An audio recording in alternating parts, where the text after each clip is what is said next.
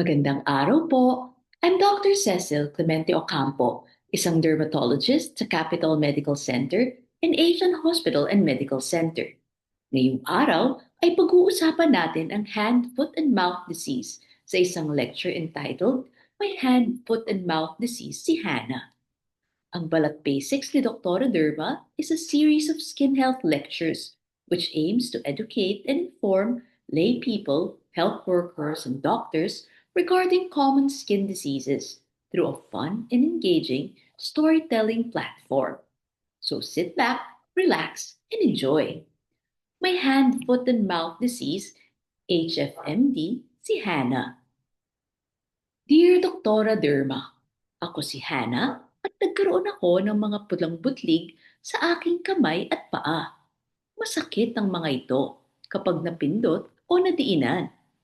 Nauna dito ang lagnat, kaya't hindi na ako nakapasok sa school. Sumakit din ang aking lalamunan at nagkaroon ng mga butlig na naging singaw sa aking bibig, kaya nahirapan akong kumain at uminom ng tubig. Nahawa ko sa kapitbahay namin dahil magkalaro kami tuwing hapon. Nagkaroon din siya ng ganito at hand, foot, and mouth disease daw ang sakit niya, sabi ng doktor. Paano ako gagaling, Doktora Derma? Huwag kang mag-alala, Hannah. May lunas ako sa iyong problema. Pero bago natin gamutin, ano ba ang hand, foot, and mouth disease o HFMD? Ang hand, foot, and mouth disease ay isang karaniwang nakakahawang sakit na dulot ng Coxsackie virus. Ito ay mas madalas makita sa mga bata, ngunit maaari ding magkaroon ang matatanda. Karaniwan ay nagsisimula ito sa lagnat, pananakit ng ulo o pagkapagod. Pagkatapos ng ilang araw, ay may naglalabas ang mga butlig sa kamay at paa na maaaring masakit kapag nediinan o napindot. Nagkakaroon din ng mga masasakit na butlig na maaaring maging singaw sa loob ng bibig at madalas ay mahirap kumain at lumunok ng tubig dahil masakit ang mga ito. Ang HFMD ay kumakalat sa hangin at sa pagdikit sa balat o sa gamit ng pasyente.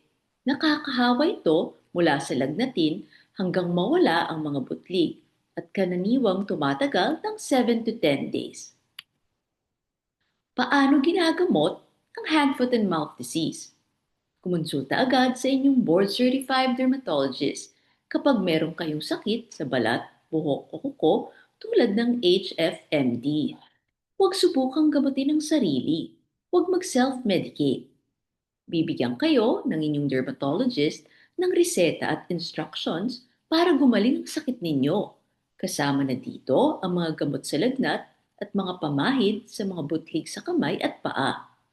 Depende sa inyong kondisyon ay maaari din kayong bigyan ng antihistamines, oral steroids o antibiotics kung kinakailangan. Sundang mabuti ang mga instructions ng doktor para mabilis gumaling at walang side effects na maranasan. Kung may simptomas pa din pagkalipas ng 1 week, ay maaaring bumalik sa inyong dermatologist, lalo na kung hindi gumagaling o kung may mga kakaibang nararamdaman o sumama ang pakiramdam. Mga dapat tandaan. Kahit masakit lumunok o kumain, ay dapat mabigyan ng tamang pagkain, vitamins at sapat na fluids ang batang may hand, foot, and mouth disease. Maaaring pakainin ng malalambot na pagkain, soft foods tulad ng lugaw o mga sabaw para mas madaling lunukin. Kung hindi makakain o makainom ng mabuti, ay maaaring ma-dehydrate ang bata, kaya't kumonsulta agad sa inyong doktor.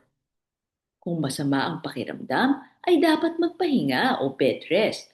Huwag munang lumabas sa bahay. Thank you po sa payo ninyo, Doktora Derma.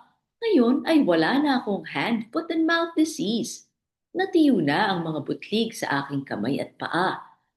Gumaling na din ang mga singaw ko sa bibig, kaya't magana na akong ulit kumain. Nawala na ang lagnat at nakabalik na ako sa paaralan. Maginhawa na ulit ang buhay. Nagpapasalamat, Hannah. Alam ba ninyo Ang hand, foot, and mouth disease ay mas madalas sa mga bata, ngunit maaari ding makita sa adults. Sa adults ay maaaring mas malalaki ang mga butlig sa paa at maging blisters na masasakit.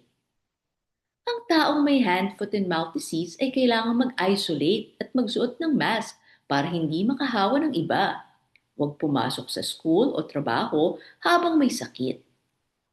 Maghugas ng kamay at gumamit ng alcohol kapag hinawakan ang taong may hand, foot, and mouth disease. Subukang huwag lumapit o gumamit ng mga personal na gamit ng taong may sakit para hindi mahawa ang mga kasama sa bahay. Huwag kamuti ng mga butlig sa kamay at paa para mabilis gumaling at makaiwas sa impeksyon.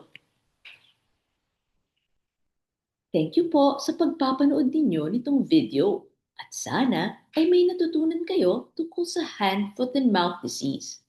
Kung kayo ay may mga tanong o skin concerns, you may visit me at my clinic at Capital Medical Center or Asian Hospital and Medical Center. Maaari niyo ding panuorin ang mga ibang Doktora Derma videos and shorts sa TikTok, YouTube, Facebook at Instagram. Just search po for Doktora Derma. Until the next video, hope to see you all again.